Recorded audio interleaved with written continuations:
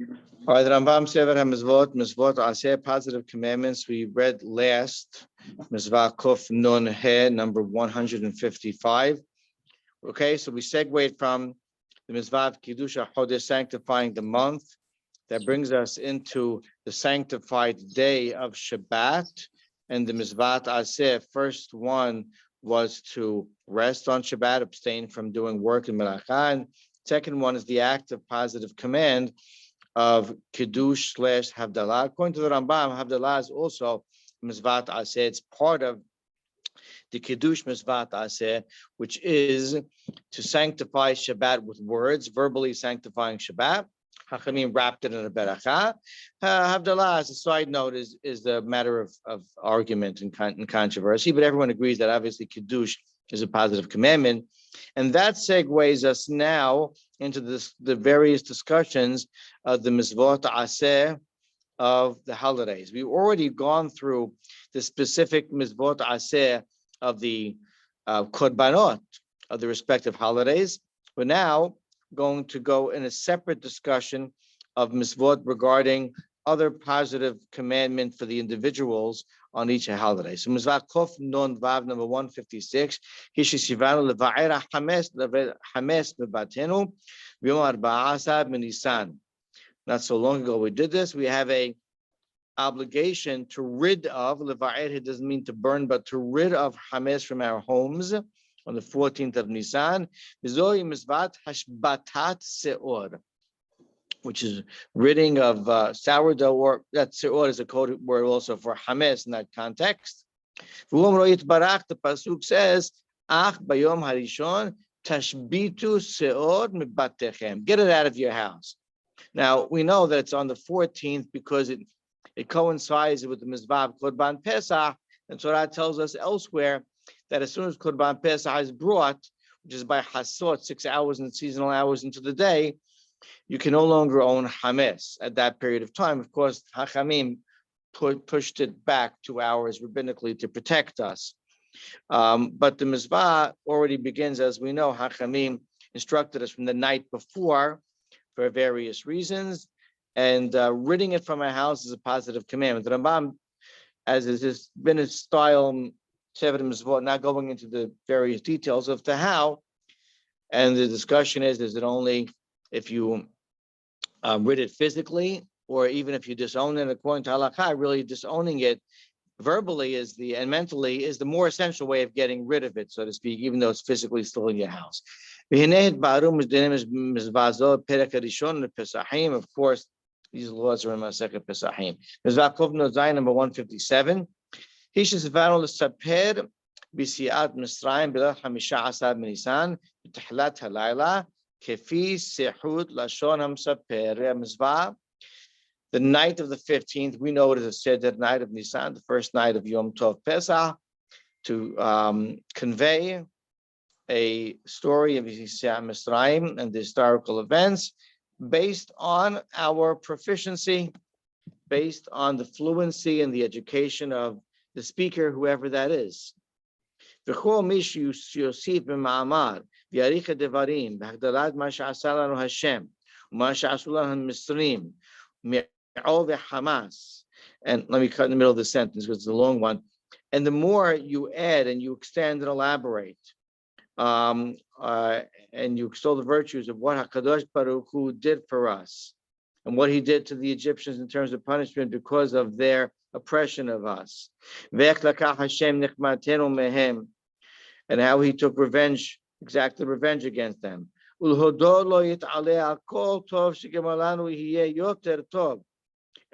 to thank him and give gratitude to all the great goodness he bestowed upon us. The more you can do that, the better.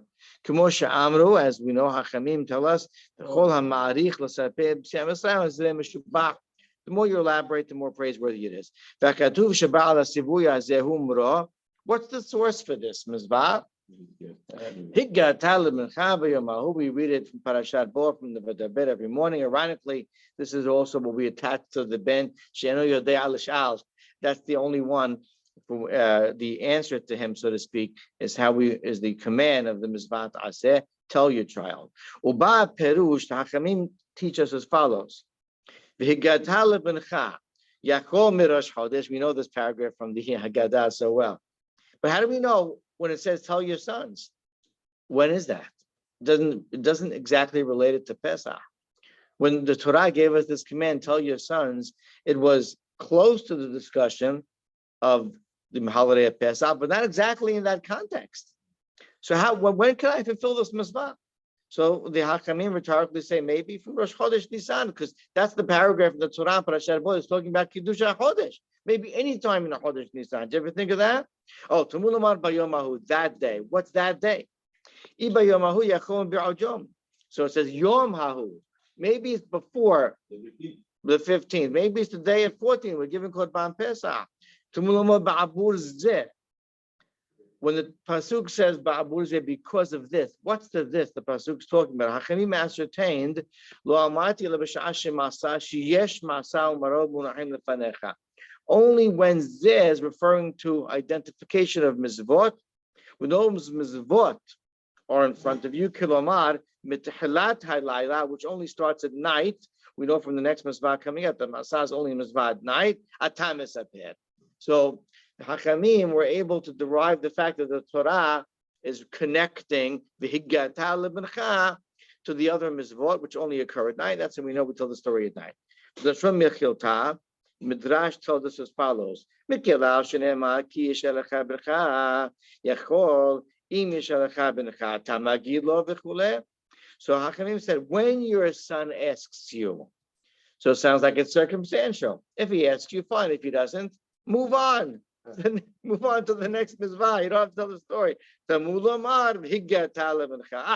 why this pasuk is the source, because this is the command that says, in any event, you must convey the story, even though there is no question. That's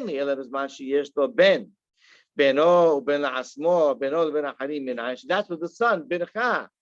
What if you have no son? What if you're by yourself?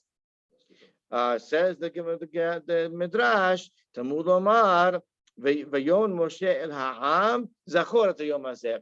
Moshe Rabbeinu just said, mentioned this day. Rasul Omar, Shu Sival Zochro, Ki Moshe Amar Zochro Yom Shabbat. It's a similar terminology with Kiddush. You have to do it when the day comes. This is Mizvah on the day. So even though it says Libencha, we learn from other Pesukim that Libencha is an example. But really, it's got to be told to someone, and even to yourself, it has to be said. You're already aware of course, Hachamim tell us, because this is in the very first paragraph of the Haggadah,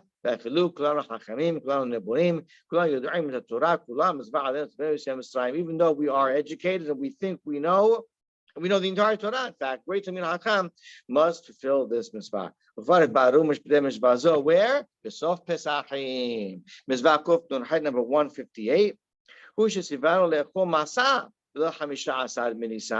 The other positive commandment of the night is to eat masa. Regardless of whether there's Korban Pesach. So the Mizvah Masa is not dependent on the Mizvah Korban Pesach, which means even nowadays, how do we know this? The pasuk tells us, "Ba'erev tochelu masot." There it is at night, right? That night you eat masot. Fared baru mishpeh zo where? B'masechet Pesachim. Mizvah Kuf Nun Tet number 159. Hishus ivanot l'shbot b'yom rishon shel Pesach. This is Mizvah l'shbot, just like on Shabbat, to rest, to abstain from work on the first day of Pesach. V'yom ro yitaleh. Pasuk tells us b'yom rishon mikra kodesh. What does that mean, Mikra Kodesh? Pronounce it, declare it Kodesh. That sounds like just declaring the existence of the day. Uba beperush, Torah Sheba'al Peh teaches us as follows: Kadeshehu. What does that mean? Sanctify it. Sanctify it by refraining from work. Besides the work called Ochel Nefesh, like the Torah tells us, also there in Parashat Bo, Ochel Nefesh, for the sake of food, you can do those menachot. Already Masechet Shabbat, it teaches us, Hay Shabbaton Aseh. Whenever it says the word Shabbaton, it's a positive commandment to rest. Kilomar, Kol Yom Tov Shamar Hashem Bo Shabbaton, Hu Ki'ilu Amar Shebot or Tishbot. Whenever the Torah says regarding Yom Tov, the word Shabbaton, it's an automatic command to rest or abstain. Ve'elu kulam hem sivuyim v'shividat Shabbatot Hashem, and these are all commandments as a separate obligation to rest on every Yom Tov. Nikru Yemeh Mu'adim Kulam, Rasulamar Yamim Tobim. And that's why he got this nickname for the holiday, Yamim Tobim, because of the elevated status of them. In other words, not the entire holiday, but just that particular day that Torah called a Shabbaton, you elevate it over the rest of the holiday, you call it a Yom Tov, because that's the Shabbaton obligation to abstain from melacha. The Chachamim tell us in many places, Amru Yom Tov Aseh v'lo ta'aseh. We've discussed this before already in the Rambam, that every Yom Tov, in terms of melacha, is both a positive and negative commandment. Kilomar, ki bitula melacha b'chol Yom Tov asehu, v'asiyat melacha hamuchbelet lo ta'aseh. Abstaining from work, you're fulfilling a positive commandment, and engaging in work, you're violating a negative commandment. And if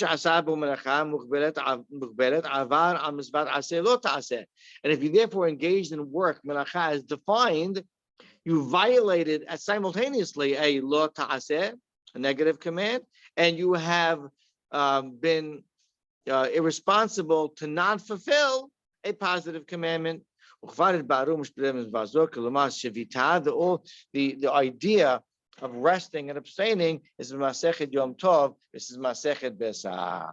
We'll read one last one. Misvot Chof Samech. We have not only a misvah to rest and abstain from melacha on the first day, but also on the seventh day of Pesach. Torah tells us also the seventh day gives it that name Mikra Kodesh. And of course, we know that because of our being thrown and thrust into the diaspora and the galut, it ended up being, out of doubt, we also observe a second day on the front end, on the back end of a Pesach, to abstain from melacha as well. Amen ve'amen.